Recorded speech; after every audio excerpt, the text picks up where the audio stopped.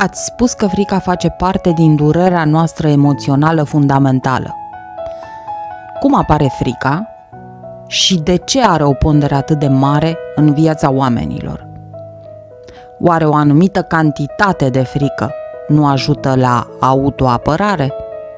Dacă nu m-aș teme de foc, aș putea să bag mâna în el și să mă ard. Nu frica este motivul pentru care nu vă băgați mâna în foc, ci faptul că știți că vă veți arde. Nu aveți nevoie de frică pentru a evita pericolele întâmplătoare, ci doar de un minim de inteligență și bun simț.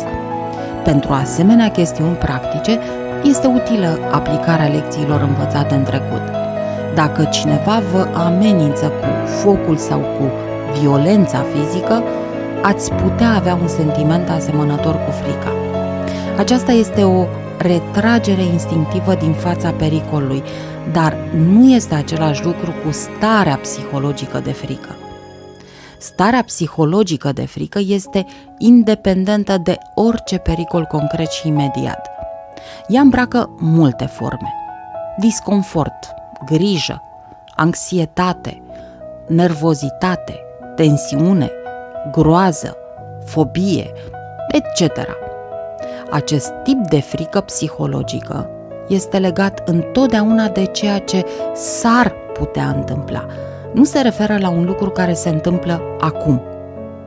Dumneavoastră trăiți aici și acum, în timp ce mintea dumneavoastră se află în viitor.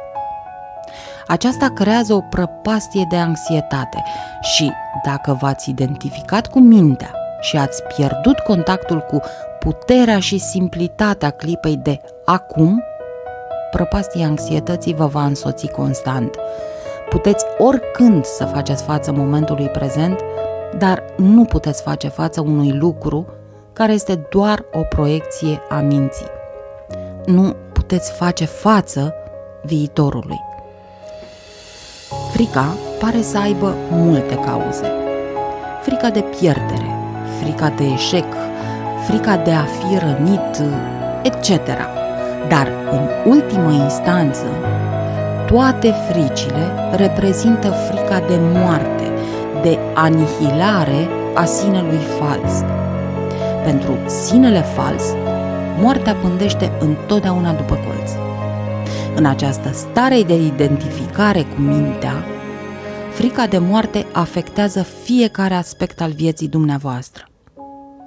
De exemplu, chiar și un lucru aparent obișnuit și normal, ca nevoia instinctivă de a avea dreptate într-o discuție și de a-i dovedi celuilalt că greșește, apărând în felul acesta poziția mentală cu care v-ați identificat, este urmare a fricii de moarte.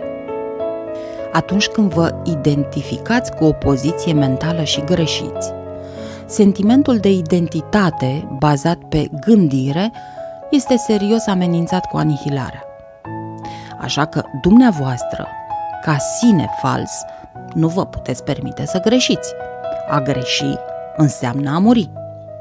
Din cauza acestui lucru s-au purtat războaie și au fost distruse nenumărate relații. Odată ce ați scăpat de identificarea cu mintea, pentru sentimentul dumneavoastră de identitate nu mai are nicio importanță dacă aveți dreptate sau nu. Astfel, nevoia compulsivă și profund inconștientă de a avea dreptate, care este o formă de violență, nu va mai exista.